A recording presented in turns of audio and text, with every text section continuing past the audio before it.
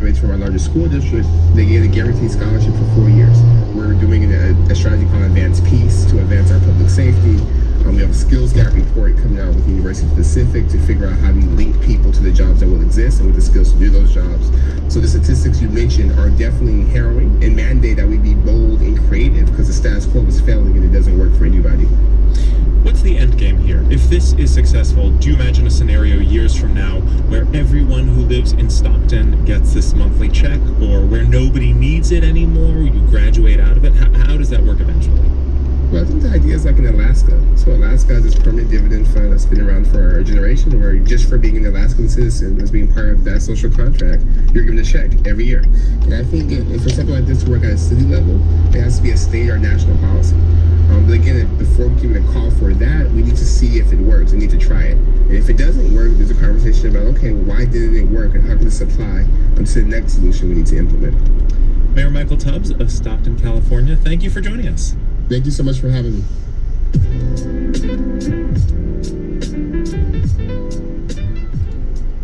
You're listening to All Things Considered on WNYC. I'm Jamie Floyd.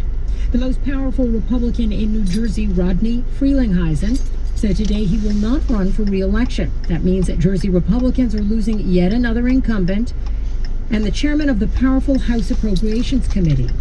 Since the election of President Trump, Frelinghuysen has been facing the strongest opposition of his 23-year career. WNYC's Nancy Solomon has been covering his district and the activists who've been causing all these problems for the congressman, and she joins us now. Hey, Nancy. Hi, Jamie.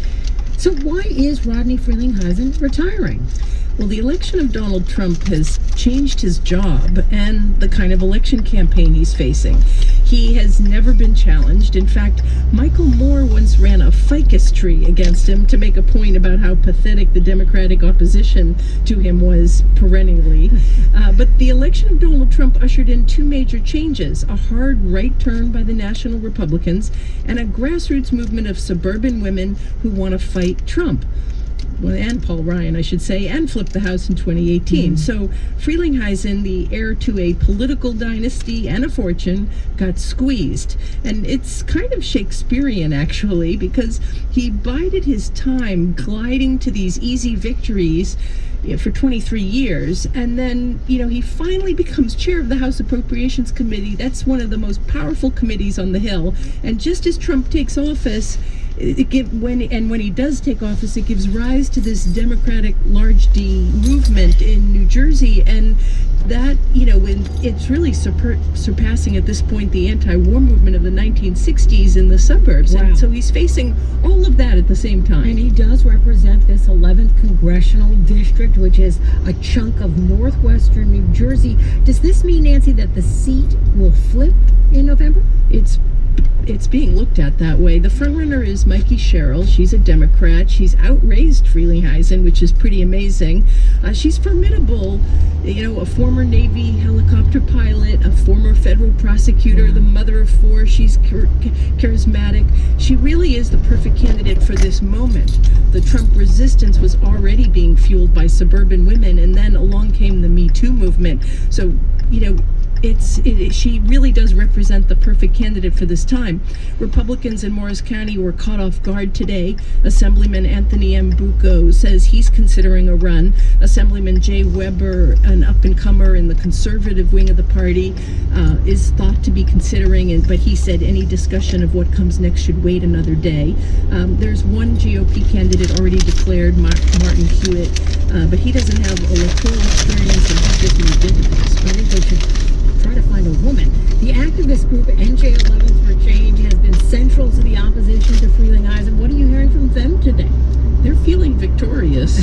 This is a group that formed in the days after the 2016 presidential election, first with a few people on Facebook, and then it grew exponentially to more than 1,000 members.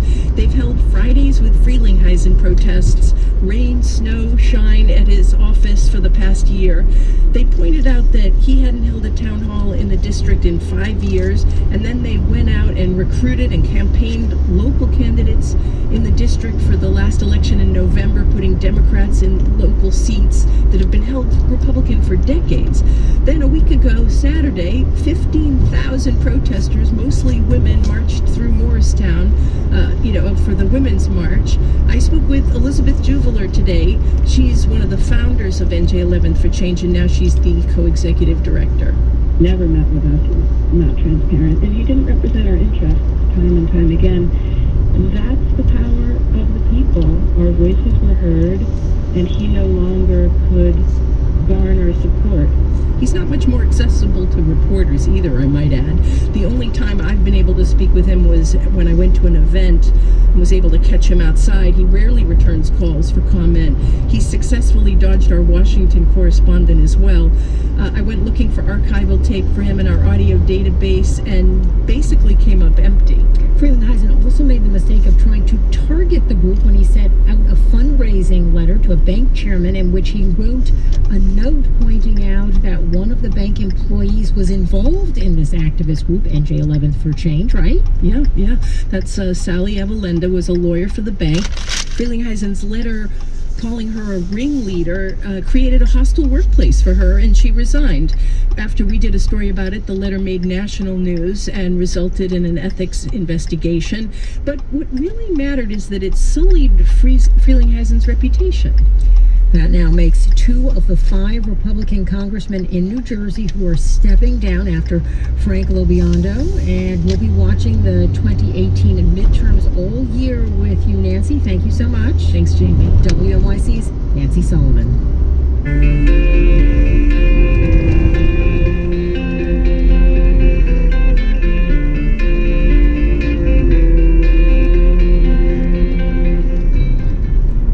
Teenager and you're asked to help ease historic tensions in your neighborhood, you do have to think outside the box. Let's make movie night, let's have like a big dinner.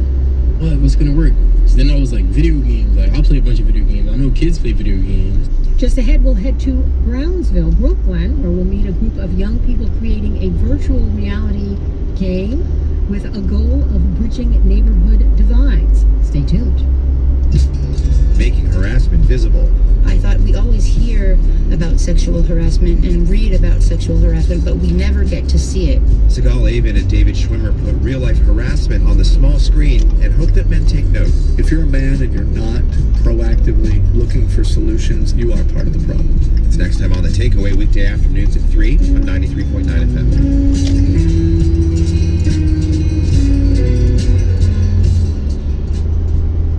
WNYC is a media partner of Pop-Up Magazine, a live magazine featuring stories told by writers, photographers, filmmakers, radio producers, and more. BAM Howard Gilman Opera House, February 10th. Tickets and information at popupmagazine.com. This is All Things Considered on WNYC. I'm Jamie Floyd. A group of young people in Brownsville, Brooklyn, has taken on an ambitious project to solve a deeply rooted problem: soothing neighborhood tensions. So they're recreating the neighborhood virtually. They figure if they show people different sides to Brownsville, then maybe some of the same old problems could be seen with fresh eyes. WNYC's Yasmin Khan was one of the first beta testers to try out the game. So am I in your home? Yeah, that's my house. I built that. I'm standing in the apartment of a 20-year-old named Ray Graham. I'm here virtually. I've got a headset on, gloves that are supposed to help me maneuver around the apartment.